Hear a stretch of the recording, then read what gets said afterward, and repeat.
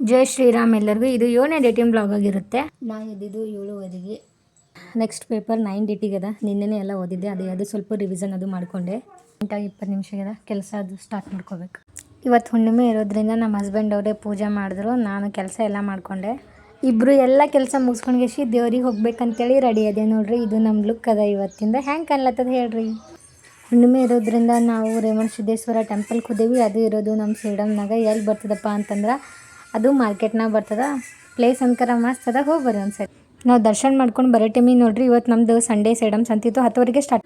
ಮೀಶೋಲಿಂದ wooden comb order ಮಾಡಿದ್ದೆ. ಇವತ್ತು ಬಂದು ಅವೆಲ್ಲ ಚಂದೇ ಬಂದು ನನ್ನ ಎಕ್ಸ್ಪೆಕ್ಟೇಷನ್ಗಿಂತ ಮಸ್ತೇ ಇದ್ದವು. ನನಗೇನು ಅದು ಬೇಕು ಇದು ಬೇಕಂತೇಳಿ ನಾನು ಏನು ಜಾಸ್ತಿ ಕೇಳೋಂಗಿಲ್ಲ. ನಾನು ಕಳಿಸಿಟ್ಟು ಸಣ್ಣ ವಿಷಯನಾಗೆ ಖುಷಿ ಆಗ್ತೀನಿ. ಅರ್ಧ ಬೇರೆ ನಾ ಯಾವಾಗೇ ಮಾರ್ಕೆಟ್ಗೆ ಹೋದ್ರು ನಮ್ಮ ಹಸ್ಬೆಂಡೇ ಚೀಲ ಹಿಡ್ಕೋದು.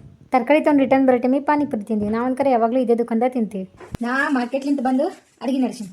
ನಮ್ಮ ಮನೆಯವ್ರು ನೋಡ್ರಿ ಪಾಪ ತರಕಾರಿ ಎಲ್ಲ ತೆಗಿಲತ್ತಾರ. ಹಂಗೇನಿಲ್ಲ, ಇಬ್ರು ಒಂದೊಂದು ಕೆಲಸ ಹಂಚ್ಕೊಂಡು ಮಾಡ್ತೀವಿ. ಹಂಗಾದ್ರೆ ಪಟ ಹಾಕ್ತೀವಿ ಅಂತೇಳಿ ಅಷ್ಟೇ. ಹೆಲ್ಪ್ ಮಾಡ್ತಾರೆ ಹಂಗೇನಿಲ್ಲ. ಇವತ್ತು ನೈಟ್ ಊಟಕ್ಕೆ ಅಂತೇಳಿ ಚಪಾತಿ ಮಾಡ್ದೆ, ಆಲೂಗಡ್ಡೆ ಪಲ್ಯ ಮಾಡ್ದೆ, ಹಾಗೆ ಅನ್ನ.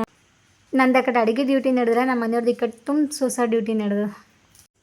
ಇವತ್ತು ಗ್ರಹಣ ಆದಂತ ಅಂದಿಸಲಿಂದ ನಾನ್ಕರ ನೈಟೇ ಬಾಂಡೆ ಅವೆಲ್ಲ ತೊಳೆದಾಕ್ಬಿಟ್ಟೆ ನೋಡ್ರಿ. ಇವತ್ತು ನಾವೇನು ವಾಕಿಂಗ್ ಅದು ಮಾಡಿಲ್ಲ ನೋಡ್ರಿ. ಗೇಮ್ಸ್ ಅದು ಆಡ್ದೇವಿ ನಾವು, ನಮ್ಮ ಯಜಮಾನ್ರು, ಹಾಗೆ ನಮ್ಮ ಮನೆ ಬಾಜು ಪುಟ್ಟಿ.